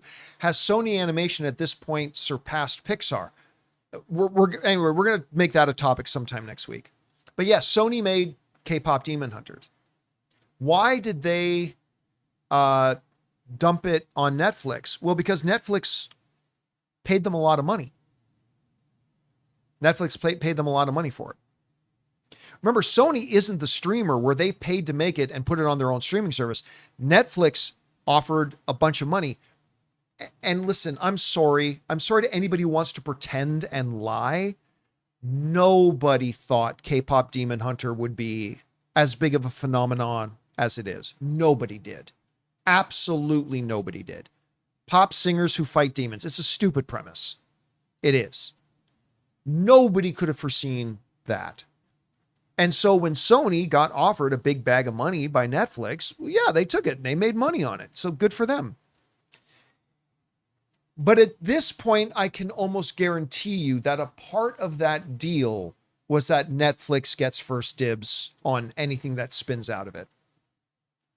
It's possible that they don't, but I would be shocked if that was not a part of the original deal. That if Netflix is going to put up all this money to buy Sony's film for them and put it on Netflix, then they're also going to get first dibs or rights to be the streamer of those things if they come. So that's it. But yeah, again, it's easy to play, 2020, hindsight is 2020, right? It's easy to look at it now, but nobody thought it was going to be this big. Nobody did. All right, what's next? Duck says, Buenas tardes. Earlier today, I got a ticket for the studio, is it Ghibli or Ghibli? Film Ponyo. Ponyo, did you taste human blood? Did you know that's Liam Neeson, the scientist in Ponyo? He voices it. No, really? Yeah, well, on the dubbed version, it's Liam Neeson voicing his. I know. I never realized that. Mm-hmm. Okay. Continue. Something I noticed while getting it was AMC actually tells you that this film will not work as part of the membership, and that it will not have ads, and will not. Yeah, because it's a Fathom event. Yeah, because it's like which you can do this, by the way. At least you used to be able to do it. I think you still can. If I booked a theater at AMC for a presentation of movie trailers, A Love Story, which is our documentary. If I can book an AMC theater and pay them X amount of money and I can have that theater. AMC does not get to play their trailers, nor because I'm paying, that's my event. It's not AMC's event. It's my event. AMC A-List will not get you into my event because it's my event, not AMC's. So yeah, you're going to get stuff like that is completely outside of AMC's control. Like that has nothing to do with AMC. That is not their decision to make. Fathom Events books a run of things in the theaters. And Fathom Events doesn't want A-List as a part of it, then that's their call. So it is what it is.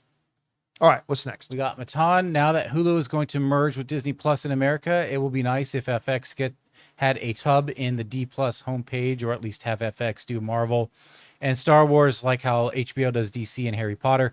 Well, I think they will. They're going to restructure the Disney Plus interface once they do that merger. They said so in the article. So you will have an FX tab, a Marvel tab, a Star Wars tab, all of that stuff. Yeah. So. But don't misunderstand anything here. Hulu is not going to make a Marvel show. All right. Marvel makes Marvel shows. Mm-hmm. They might then put it on the Hulu tab if they want, but Marvel makes Marvel shows.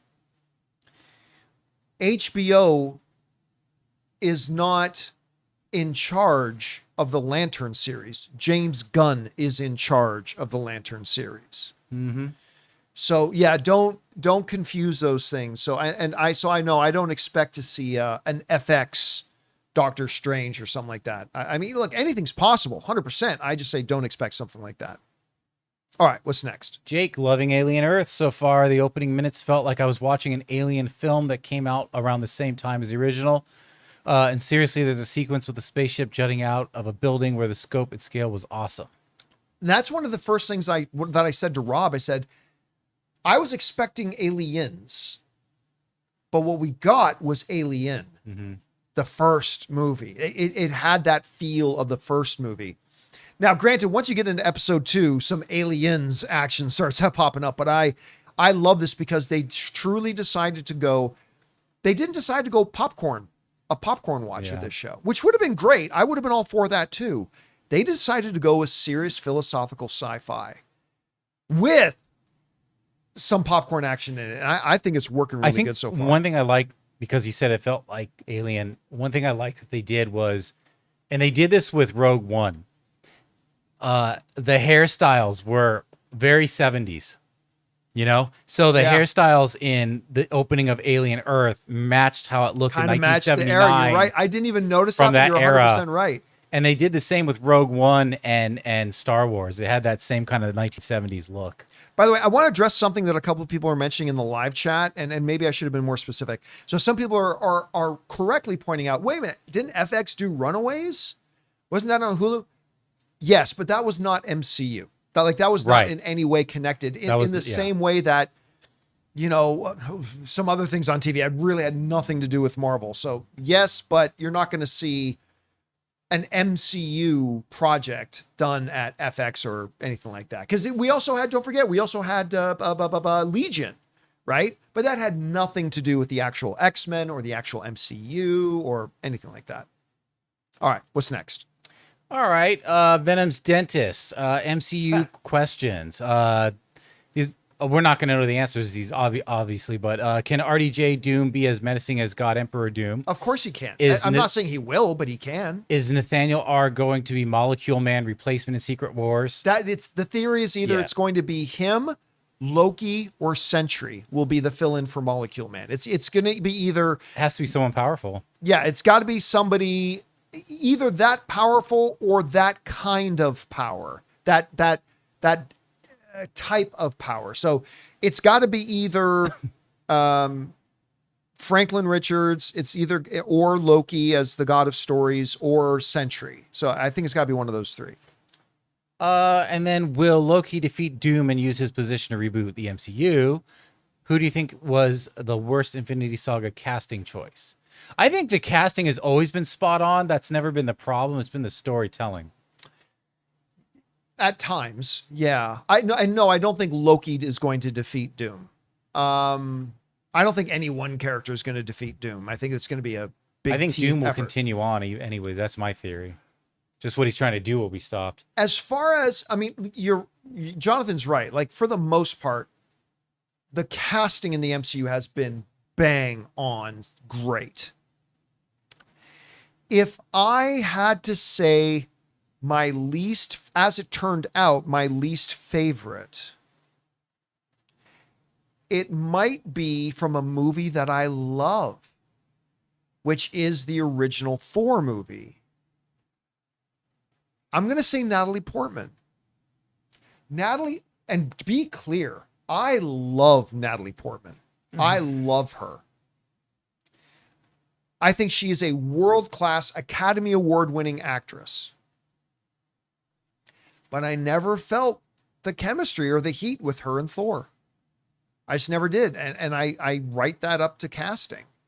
It's just, she is a world-class actress, one of the best in the world, but I don't think that was the right role. So but even that worked. I'm just trying to think. I don't think there was another casting that didn't work. Anyway, that's just me. All right, what's next? All right, movie buff nerd. Hi, John. When you do your movie trips, will you be collecting something from each theater? Example, I looked up Harkins, and they have something called a loyalty cup. They offer $3 refills for the whole year. This could be a cool thing to do. You know what? I never once thought about it, but now I am. I think I will collect something from every theater I go to, as a matter of fact. Thank you for giving me that idea. Especially if they're deals like that. Yeah. All right, what's next? Curious Chris. As much as I love seeing Superman and Fantastic Four on the same day, the only drawback was having to watch that stupid Nicole Kidman and Coca-Cola preview twice in one day. Get a clue, AMC. Love the rants, by the way. I could tell because this is egging a rant on. Never change. Yeah, I mean, again, I won't go into the rant again. You guys know how I feel about the unbearable amount of stuff they make you sit through and watch before watching the movie you paid for. It's ridiculous. All right, what's next? Curious Chris has a follow-up. What's your favorite musical score in the MCU? My personal favorite is the Black Panther, followed by Fantastic Four. I love how cohesively Ludwig Göransson was able to blend traditional orchestral sounds with hip-hop and tribal Western Yeah, African there's music. no Black question. Panther was so amazing. The best original score was Black Panther, like Dude, as a whole. When the Dora Milaje show up in that casino and you get that... Oh. And remember, we're not talking about the soundtrack. Yeah. The score. With Kendrick Lamar. We're talking about the score. Yeah. It is easily the best in the MCU. John, I thought you really loved Fantastic Four. Well, I mean, I like that one piece, the main anthem. Bum, bum, Right, bum, sure. bum, bum, bum. Fantastic. I mean, that's amazing. It's fantastic. But you're talking about the score as a whole. I don't think the MCU's ever done anything that comes close to Black Panther, the original one. All right, what's next? Curious, Chris is back. Finally got around to seeing the Marvels. Honestly, it wasn't nearly as bad as I thought it would be. It really is not that bad. It's just no one knew who those people were other than Captain Marvel. I found it entertaining enough for what it was. I did, however, get secondhand embarrassment during the Singing Planet. That could have been nixed. That they should have Love cut the cat that. sequence, though. Yeah. Oh, the cat sequence is great. Yeah, I am with you. The Marvels isn't that bad. It's not one of the better MCU films by any stretch, but it's really not that bad. But dude, I know you put a lot of energy and effort and all that kind of stuff into making all your scenes and making all your sequences. Mel Gibson once said famously on his DVD director's commentary of Braveheart, in talking about some scenes he literally had to just cut out of the movie. He said, cutting scenes out of your movie when you're the director is like killing one of your children. He said, you spent weeks on that scene. You built sets. You had 100 or 1,000 people working on it. And then in a moment, you just decide, cut it out. Slice it out of the movie. And it's gone. Poof. But you have to be able to do that. And oh my God, that whole singing and dancing thing in the Marvels was terrible. They needed to just cut that whole part out of the movie. The plot was also a little space ballsy. Little space ballsy. Yep. It went from blow to Like, suck. suck to blow. From suck to blow. They just should have cut it out. Now I get it. In principle, the idea of a vast galaxy and universe, they found a world that they communicate through music. And okay, that's interesting. That sounds like a good Star Trek episode. Yeah. But you needed to sit down in the edit room and see it didn't work. Yeah. And instead of just going, well, we put too much into it, we got to leave it in the movie. No, you should have cut it out. Yep. Because otherwise, honestly, the movie's really not that bad. Mm-hmm. All right, what's next? All right, we got a three-parter from Kareem. Movie and TV milestone anniversaries from the last 2 weeks. So August 3rd to the 16th, up to 40 years, 2020, 5 years ago. Star Trek Lower Decks. A good thing Rob's not around. Ted Lasso. 5 years ago, Ted Lasso. Lovecraft Country. 10 years ago, Fantastic Four. Then Straight Outta Compton biopic. The Man from U.N.C.L.E. 10 years ago. 15, The Expendables. No, the first Expendables. Scott Pilgrim versus the World. 20 years ago, in the last 2 weeks, was It's Always Sunny in Philadelphia. My wife is just starting to watch that. I love it, and it's still on the air. Weeds from 2000. Then 25 years ago, Dora the Explorer. Debuted 2 weeks ago, 25 years ago. 1995, this is going back, Babe. And then 40 years ago, the Big 4-0, 85, Weird Science and Pee-wee's Big Adventure. It's funny you mentioned Babe. I don't know how, and I can't remember where, but I might have been on YouTube TV and I came across a channel and I caught the last like 10 minutes of Babe that I haven't seen in forever. And it's when they're at the competition and they're all laughing at the little pig as he's standing there, the farmer, and he goes up to the sheep. Excuse me, could I terribly bother? And the sheep all just very quietly go into the pen, and then everybody cheers, and it shows his wife at home crying. And Babe fucking rules. Babe is such a great movie. Yeah, I totally forgot about that, but man, the anniversaries. All right, what's next? KSP has a two-parter. I saw an edit online and thought it was pretty cool. It's where DC is using the Superman logo that is supposed to be equivalent to MGM's Lion, except they would change it out per movie. So the one I saw had Peacemaker instead, though it was cool, and would like to know what you think. I Also, have no idea what you're talking I'd about. have to visualize this. Yeah, I have no idea what he's referring to. Also, poor me, but every time I watch, I never get to hear you say, well, greetings and salutations. I guess there's a lag. Also, just thought Thunderbolts on Prime, and of course, or saw, bought Thunderbolts on Prime, and of course, it's coming out on Disney. Yeah, 2 weeks. Yeah, it kind of, that is what it is. I mean, that's why I never, well, I'm not gonna say never. Very, very rarely will I rent a movie on VOD when I know it's going to be coming to a streaming service Yeah. at some point. Unfortunately, I'm sorry to say it, but I can't picture what it is you're asking. Or Yeah, I'd have to talking about look it up. when I it have to comes to the logos and stuff like that. I just don't know what we're talking about, unfortunately. All right. Anyway, what's next? Anonymous wants to know if you saw Resurrection yet, Dexter. Says it's so good. Yeah, I saw episode 1 and I really liked it, and I'm looking forward to seeing where it goes. Then Anonymous says my personal top 10 for the year in order: Sinners, Thunderbolts, Superman, Fantastic Four, Life of Chuck, Weapons, F1, 28 Years Later, Mickey 17, and Final Reckoning. So I'm guessing Sinners is number 1. Yeah, good list. I mean, I wouldn't have 28 years later on In your my top list. 10? I wasn't thrilled with the film, to be honest, but most of those films would be on my top 10 as well. And obviously Sinners is still my number 1 film of the year. So I completely agree with you on that. Here's our last of the tips. right. Anonymous put on my big boy trousers and went to see Weapons. Thought it was really good, but when selecting seats about 2 hours before, it looked like it was about half full. When we got there, were only about 6 other people there. Was my screening haunted? That's interesting. I mean, people bought the tickets and then didn't show up. I guess that happens, but I mean, for that many people not to show up, that's weird. I know my theater was practically packed. I was really surprised. Can you imagine if you start seeing the seat chairs like come down? Oh my God. People running out of the theater like this. That would be freaky as hell. All right. We're just about wrapped up here, but yeah, let's take a couple of questions from our members. Sure. We got Jude, who says, hello, Mr. Campea, Jonathan Voico, and crew. Hope y'all are having a lovely day so far. Also keep on bringing on the filthy. My question is based on my fan cast for DCU, Hugh Laurie as Commissioner Gordon, or Ra's al Ghul. Also on your next round trip ideas, please come to San Antonio, Texas. Again, ex-actor and ex-role.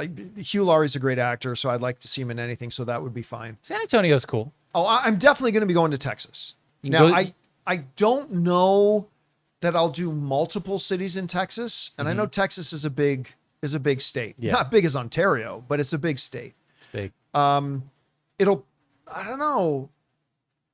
I don't know if San Antonio will be in there. Like I'll definitely do probably Dallas. And then maybe where's South by Southwest held again? Austin. Austin. Definitely want to do Austin. I love that town. I love Austin. So man, there's 3 cities that I'd like to do, but I'm not going to do all 3. So there's Houston, Dallas, and Austin. So whichever one is closest to you in San Antonio, maybe you can come down from there when I. Although head if out you to did Texas. Houston, you should probably just go straight through to New Orleans as well. Just saying. Maybe, yeah. Just saying. Again, we will do It's it. a drive, but Yeah, it's I'm there. not going to drive out to Dallas for a 1 theater thing. Like if I go out that way, it's going to be in multiple, maybe 6 or 7 cities that we do. Nashville's definitely going to be in there. Buffalo is definitely going to be in there. Yeah, so we got a lot. We got a lot of cities we want to hit. All right, we got Joe Howland. Hey, John and crew. Hope your day is great. I was wondering if you had thought about the after show for Alien Earth. Haven't really given it any thought. Although, man, I really did like the first 2 episodes. It's hit a very busy week for you too, though. Yeah, it's been a very, very busy week. I just may give me a few more days to think about it, but we might do an after show for Alien Earth because they're off to a good start, man. All right, one more question today. All right, King Daddy Goat. Hey, John and crew. Do you think Marvel will ignore that Wanda killed the Illuminati, or will that ever come back into play? Just curious. Well, they're not going to ignore it. I mean, let me rephrase that. Let me rephrase. That was also on that world, that reality. Yeah, that was a completely different reality. So whatever she did there, but she did commit some major atrocities. She killed most of the sorcerers too. What happens in 728 stays in 728. Yeah, that's kind of like Vegas. So there's a difference between ignore and retcon. They're definitely not going to retcon it. but they may ignore it because who cares? It was on another world. I mean, it doesn't matter. So I don't know if they'll ever go back and address that part again, but definitely if Wanda comes back, and I'm not like Rob is convinced Wanda's coming back. I am not. But if she does come back, what she did at, what's it called? Karmatage? Yeah. What she did there to all the so. sorcerers, she killed a lot of that cannot be ignored. Right. Like there's going to be repercussions from that. The only Wanda coming back I can see is just a different reality because there are other Wandas we've seen. So. Yeah. Again, listen, Agatha all along hinted that Wanda may not be dead, right? They specifically made point out that they don't know if Wanda's dead. I wonder if she was purely addressing that when she's like, yeah, I don't know, maybe. Where she wasn't talking about their realities, Wanda, but she's aware of other reality Wandas. So she's like, maybe, I don't know. Yeah, it's possible. And all right, guys, that'll do it for today's installment of the John Campea Show. Thank you so much for being here and making our little show a part of your day. Hey, big special thank you to all you guys who sent in questions. Number one, because you gave us great fun things to talk about. But number two, you supported this channel as you did it. And all of us involved with the show, thank you guys so very much for your support. Big thanks to Robert Meyer Burnett for being here. Of course, our technical producer, Jonathan Voico. See you guys later. My name's John Campea. And until next time, my friends, bye-bye.